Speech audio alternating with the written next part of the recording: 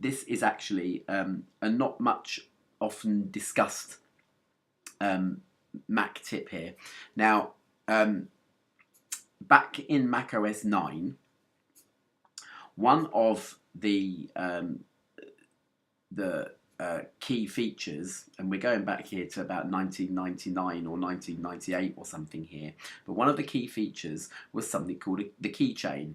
Now, the idea of the keychain was that once you'd logged in, you never ever had to ever remember any of your internet passwords, because the Mac took care of it, stored them all in a very secure way under military style encryption,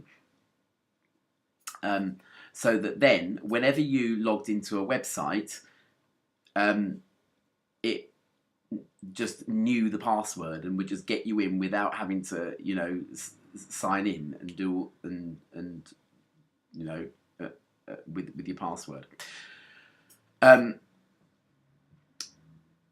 That feature is still in Mac OS 10, okay? And Apple have made a bit of a hoo-ha at their last big event, or whatever that it is that they have, by transferring this to the iPad and the iPhone as well.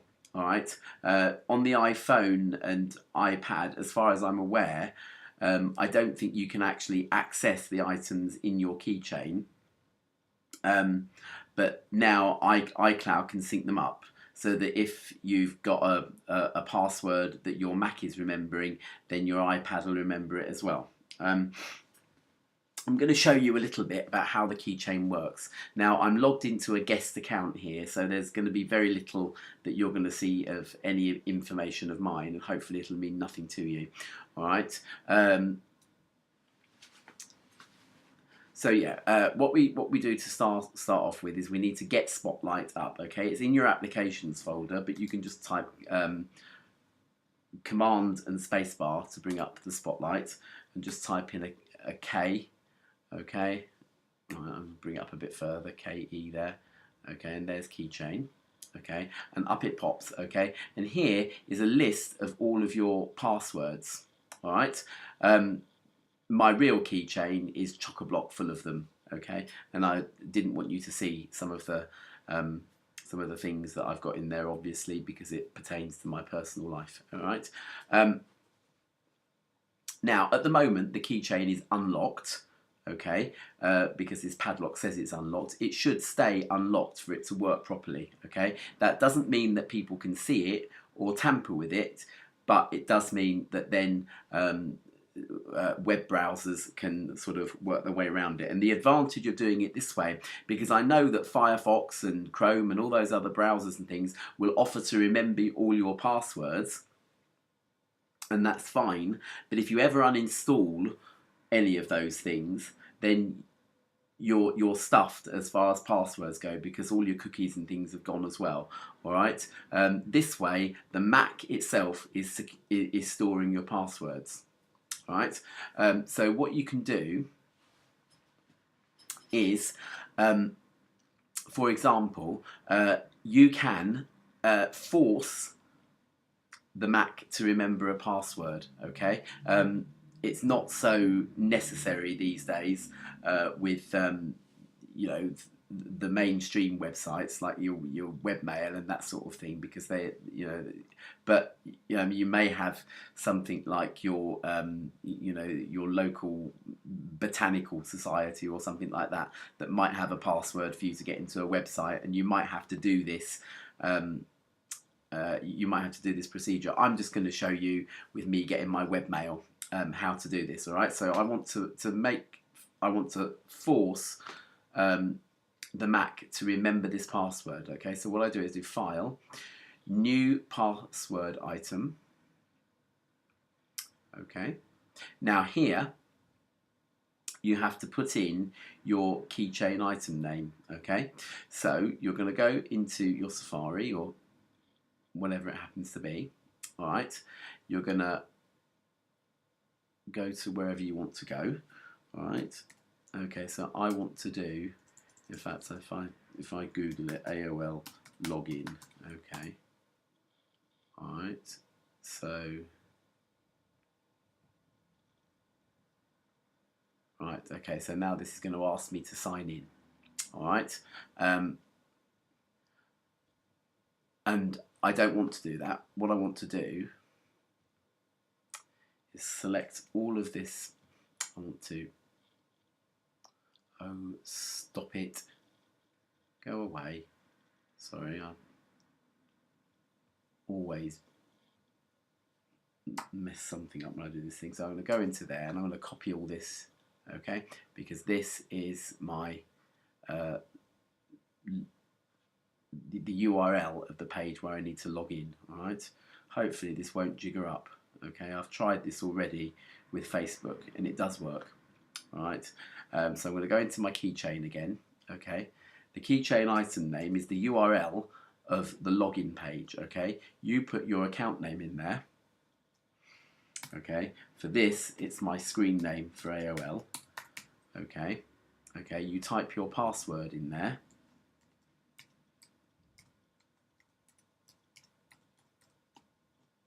Okay, I hope I've done that properly. Oh, it's saying that my password strength is excellent. Okay, you can show typing to make sure it's right, but here, even if it's not right, it doesn't matter, okay, because I'm only demonstrating, okay. So I click add to there, okay. So now you can see that there should be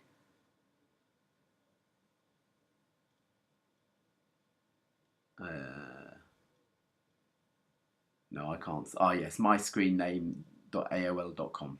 All right, so that is now in the keychain. Okay, I'm going to keep that open. All right, hopefully this will work. Please let it work. Okay, if I now reset that, okay, it now gives me this dialog box here. Okay, if you click always allow, it will always allow. Okay, so if you click allow, it'll allow it once. If you click deny, then it obviously won't try and fill in your password. But if you click always allow, there it comes, okay. I click remember me as well and sign in. Let's see if this works. Okay, would you like to use mail? You have email. Oh, I have email, okay. All right, so, and there it's worked, okay. Now, I'm going to quit Safari, okay. And I'm going to go back into Safari again. Okay. Right. Just type in AOL again. Okay. AOL sign in. Oh, good. All right. Loading, and I'm back in. You have email. No problem, because it's just remembered me and signed me in without me having to do a single jot, okay? All right, so that is essentially how passwords are supposed to work on the on the internet with the keychain, okay? It's not always exactly like that. Some websites, like the things like the National Lottery in the UK, for example, they always ask you, do you want, would you like to open this with your keychain, okay?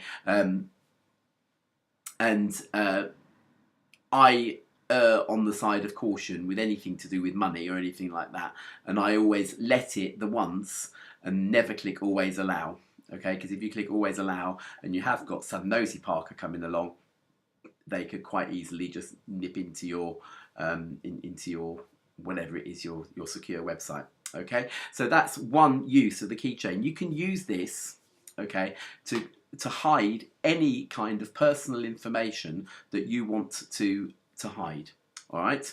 Okay, so